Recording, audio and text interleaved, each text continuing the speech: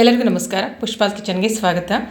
ದೇವಸ್ಥಾನದೊಳಗೆ ನಾವು ಒಂದು ಪುಳಿಯೋಗರೆ ತಿಂತೀವಲ್ಲ, ಅದೆಷ್ಟು ರುಚಿಯಾಗಿರುತ್ತಲ್ಲ, ಮತ್ತು ಭಾಳ ಸಿಂಪಲ್ಲಾಗಿ ಮಾಡ್ತಾರೆ ಅವ್ರು ದೇವಸ್ಥಾನದೊಳಗೆ. ಅಷ್ಟೇ ಅಲ್ಲ, ದೇವಸ್ಥಾನದೊಳಗೆ ಒಂದು ಒಳ್ಳೆ ಪಾಸಿಟಿವ್ ವೈಬ್ರೇಷನ್ ಇರುತ್ತೆ. ಅದಕ್ಕೋಸ್ಕರ ಕೂಡ ಇದು ಭಾಳ ರುಚಿಯಾಗಿರುತ್ತೆ. ಹಾಗಿದ್ರೆ ಇವತ್ತಿನ ದಿವಸ ನಾವು ಸಿಂಪಲ್ಲಾಗಿ ದೇವಸ್ಥಾನದೊಳಗೆ ಯಾವ ರೀತಿ ಪುಳಿಯೋಗರೆ ಮಾಡ್ತಾರೆ ಅಂಥೇಳಿ ತೋರಿಸ್ತೀನಿ. ನೋಡ್ಕೊಂಡು ಬರೋಣಂತ ಬರ್ರಿ. ಮೊದಲಿಗೆ ನಾನಿಲ್ಲೇ ಒಂದು ಸಣ್ಣ ನಿಂಬೆಹಣ್ಣು ಗಾತ್ರದಷ್ಟು ಹುಣಸೆ ಹಣ್ಣನ್ನು ತೊಗೊಂಡಿನಿ. ಇದನ್ನು ಸ್ವಲ್ಪ ಬೆಚ್ಚಗಿನ ನೀರು ತೊಗೊಂಡು ನೆನೆ ಹಾಕೋದಕ್ಕೆ ಬಿಟ್ಬಿಡ್ರಿ, ಅಂದ್ರೆ ಬೇಗ ಇದು ನೆಂದ್ಕೊಳ್ಳುತ್ತೆ. ಅದಕ್ಕೋಸ್ಕರ ಈ ರೀತಿ ಸ್ವಲ್ಪ ಒಂದೆರಡು ಸಲ ಇದನ್ನು ಚಲೋ ತಂಗ ತೊಳ್ಕೊಂಬಿಡ್ರಿ. ಯಾಕಂದರೆ ಏನಾದರೂ ಕಡ್ಡಿ ಕಸರು ಇತ್ತಪ್ಪ ಅಂದ್ರೆ ಹೋಗ್ಬಿಡುತ್ತೆ. ತೊಳ್ಕೊಂಡ ನಂತರ ಇದನ್ನೊಂದು ಸ್ವಲ್ಪ ಈ ರೀತಿಯಾಗಿ ಒಂದು 15 ನಿಮಿಷ ನೆನೆಸಿದ್ರೆ ಸಾಕು. ನೋಡಿರಿ, ಈಗ ಒಂದು 15 ನಿಮಿಷ ಆಯಿತು. ಹುಣಸೆ ಹಣ್ಣು ಚಲೋ ತಂಗ ನೆಂದೈತಿ. ಇದನ್ನು ಚಲೋ ತಂಗ ಕಿವುಚ್ಕೊಳ್ರಿ. ಚಲೋ ತಂಗ ಒಂದು 2-3 ಸಲ ಈ ರೀತಿ ಕಿವುಚ್ಕೊಂಡು ಒಂದು ಸೋಸೋದ್ರ ಸಹಾಯದಿಂದ ಒಂದು ಪಾತ್ರೆ ತೊಗೊಂಡು ಅದಕ್ಕೆ ಇದನ್ನು ಸೋಸ್ಕೊಂಡ್ಬಿಡ್ರಿ. ಮತ್ತು ಇದು ಸ್ವಲ್ಪ ಮ್ಯಾಗಿನ ಚಲ್ಟ ಉಳಿತೈತಲ್ಲ, ಇದನ್ನು ಮತ್ತೆ ಒಂದು ಸ್ವಲ್ಪ ನೀರನ್ನು ಹಾಕ್ಕೊಂಡು ಮತ್ತೊಂದು 2-3 ಸಲ ಇದೇ ರೀತಿಯಾಗಿ ನೀರನ್ನು ಸೋಸ್ಕೊಳ್ರಿ. ಹುಣಸೆ ಹಣ್ಣಿನ ನೀರನ್ನು ಸೋಸ್ಕೊಳ್ರಿ. ಒಂದು 2-3 ಸಲ ಮಾಡಿದರೂ ಸಾಕಾಗುತ್ತೆ. ಭಾಳ ನೀರು ಮಾಡ್ಕೊಳೋದಕ್ಕೆ ಹೋಗಬೇಡ್ರಿ. ನೋಡಿರಿ, ಈಗ 2ನೇ ಸಲ ನಾನು ಈ ರೀತಿ ಕಿವುಚ್ಕೊಳಕತ್ತೀನಿ. ಮತ್ತು ಇದನ್ನು ಸೋಸೋದಕ್ಕೆ ಹಾಕ್ಕೊಂಡು ಸೋಸ್ಕೊಂಡ್ಬಿಡ್ರಿ. ದಯವಿಟ್ಟು ಯಾರಾದರೂ ನಮ್ಮ ಚಾನಲನ್ನು ಸಬ್ಸ್ಕ್ರೈಬ್ ಮಾಡ್ಕೊಳ್ಳೋದನ್ನು ನೋಡಕತ್ತಿದ್ರೆ ಪ್ಲೀಸ್ ಸಬ್ಸ್ಕ್ರೈಬ್ ಮಾಡ್ಕೊಳ್ರಿ. ಹಂಗೆ ವಿಡಿಯೋ ಇಷ್ಟ ಆಗಿತ್ತಪ್ಪ ಅಂದ್ರೆ ದಯವಿಟ್ಟೊಂದು ಲೈಕ್ ಬಟನನ್ನು ಪ್ರೆಸ್ ಮಾಡೋದು ಮರಿಬೇಡ್ರಿ. ಈಗ ಈ ಹುಣಸೆ ಹಣ್ಣಿಗೆ ನಾನು ಒಂದು ಚಿಟಿಕೆ ಉಪ್ಪು ಹಾಕೋತೀನಿ. ಒಂದು 2-3 ಹಸಿಮೆಣ್ಸಿಕಾಯನ್ನು ನಡಬರ್ಕ ಉದ್ದುದ್ದಕ್ಕೆ ಸೀಳ್ಕೊಂಡು ಹಾಕ್ಕೊತೀನಿ. ಮತ್ತು ಒಂದು ಸ್ವಲ್ಪ ಕರಿಬೇವಿನ ಕಡ್ಡಿ ಹಾಕ್ಕೊತೀನಿ.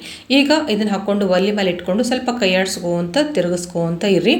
ಇದು ಸ್ವಲ್ಪ ಕುದಿಬೇಕು. ಕುದ್ದ ನಂತರ ಸ್ವಲ್ಪ ಗಟ್ಟಿ ಹಾಕುವಂತ ಬರುತ್ತಲ್ಲ, ಭಾಳ ಗಟ್ಟಿ ಏನಿಲ್ಲ, ಒಂದು ಸ್ವಲ್ಪ ಹದವಾಗಿ ಬರ್ತೈತಲ್ಲ.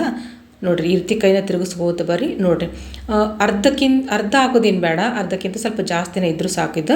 ನಾವೇನು ನೀರು ಹಾಕ್ಕೊಂಡಿರ್ತೀವಲ್ಲ ಹುಣಸೆ ನೀರು, ಅದು ಸ್ವಲ್ಪ ಅರ್ಧ ಆಗೋ ತನಕ ಕುದಿಸ್ಬೇಡ್ರಿ. ಭಾಳ ಗಟ್ಟಿ ಆಗ್ಬಿಡುತ್ತಪ್ಪ ಅಂದರೆ ಸರಿ ಆಗೋದಿಲ್ಲ.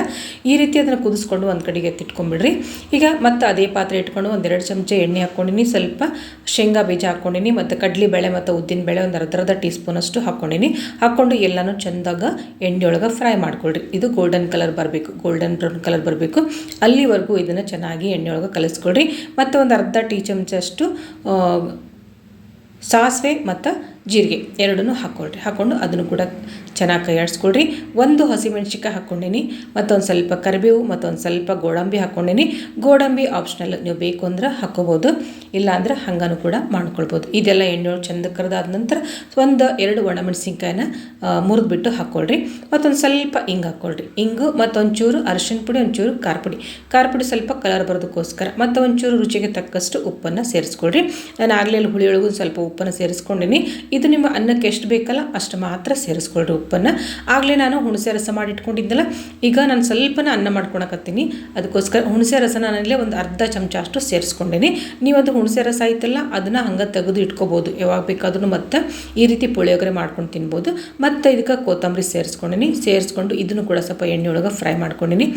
ಆ ನಂತರ ಒಂದು ಉದುರುದಾಗಿ ಅನ್ನ ಮಾಡಿಟ್ಕೊಂಡಿರ್ಬೇಕು. ಭಾಳ ಉದುರುದ್ರಾಗಿರಬೇಕು. ಮೆತ್ತಗಾತಪ್ಪ ಅಂದ್ರೆ ಪುಳಿಯೋಗರೆ ಚಲೋ ಅನ್ಸೋದಿಲ್ರಿ.